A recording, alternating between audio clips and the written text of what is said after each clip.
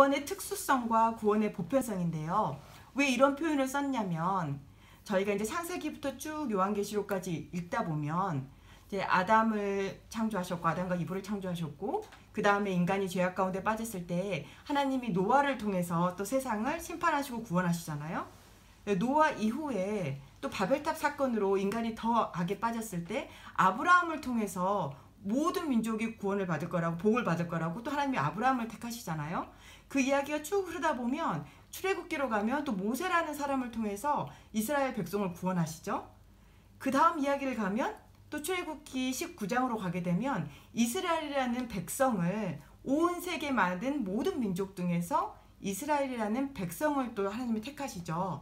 그리고 스토리가 또 흐르게 되면 이스라엘의 각 왕을 통하여서 하나님이 일하시고 또 스토리가 가게 되면 저희가 기다렸던 구약의 이야기가 끊임없이 올라가고 있는데 그 클라이막스에 예수님이 오시잖아요.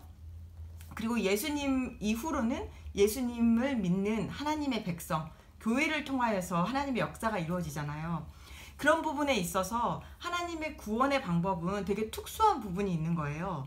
하나님이 특정한 사람과 민족과 또 하나님의 교회를 통하여서 또 예수 그리스도를 통하여서 인류를 구원하신다는 그런 특수성이 있는데 그 특수성은 그 사람들만 구원하시려고 그 사람들만 사랑하셔서 혹은 그 사람들만 복 주려고 하신 게 아니라 그 특수성 이면에는 항상 보편성이 있습니다.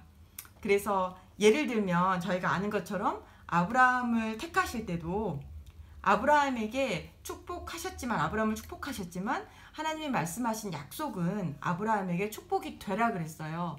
그래서 땅의 모든 족속이 너로 말미암아 복을 얻을 것이라 라고 말씀하셨는데 아브라함을 택하셨지만 아브라함을 통해서 땅의 모든 족속이 다 복을 받기 위해서 택하셨다고 하셨죠. 또는 나중에 이스라엘 민족을 택하실 때 출애굽기 19장에 보면 하나님께서 이스라엘과 언약을 맺으셔서 이제 너희가 내 백성이라고 나의 소유고 내 백성이고 왕같은 제사장이라고 하나님이 그 이스라엘 백성을 택하시는데요. 그때도 뭐라고 말씀하시냐면 온 세상이 다 하나님의 것인데 너희는 모든 민족 중에서 내 소유가 되겠고 제사장 나라가 되며 라고 말씀하셨는데 여러분 다 아시는 것처럼 제사장이라는 사람이 하는 일은 중간에 서서 중보자의 역할을 하는 사람이잖아요. 누군가가 죄를 지었을 때 그 죄를 씻기기 위해서 제사를 지내며 하나님과 사람 사이에 서서 중보 역할을 하는 거죠. 그래서 이스라엘 백성도 결국은 이스라엘 백성을 통하여서 전 세계의 모든 민족이 하나님을 알고 하나님께 영광을 돌리기 위해서 하나님이 이스라엘 백성을 택하신 거죠. 또 그런 면에서 봤을 때 저희가 특수성과 보편성에 대한 이야기를 할 수 있겠죠.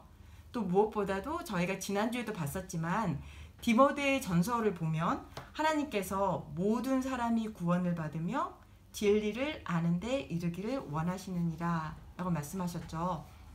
그래서 이 몇 가지만 저희가 이제 살펴봐도 하나님의 구원의 역사에는 또 성경을 쭉 보시면 특수성이 있어요. 특정한 사람을 택하셔서 하나님이 일하시고 또 예수님을 통하여서 또 온 인류를 구원하시고 이런 역사들이 있는데 그 이면에는 항상 보편성이라는 생각을 가지고 계셔야 될 것 같아요.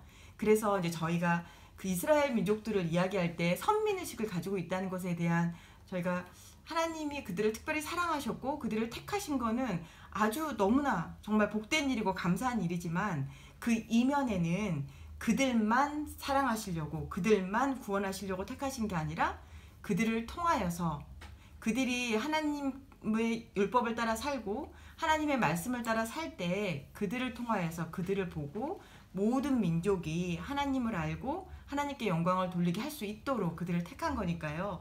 저희가 항상 그 구원에 대해서 성경에서 이야기할 때는 특수성과 보편성이 있다는 이 두 가지를 생각하시고 성경을 읽으시면 하나님의 구원의 역사가 또 구원의 이야기가 어떻게 흘러가는지 이해하시는데 조금 더 도움이 될 것 같아요.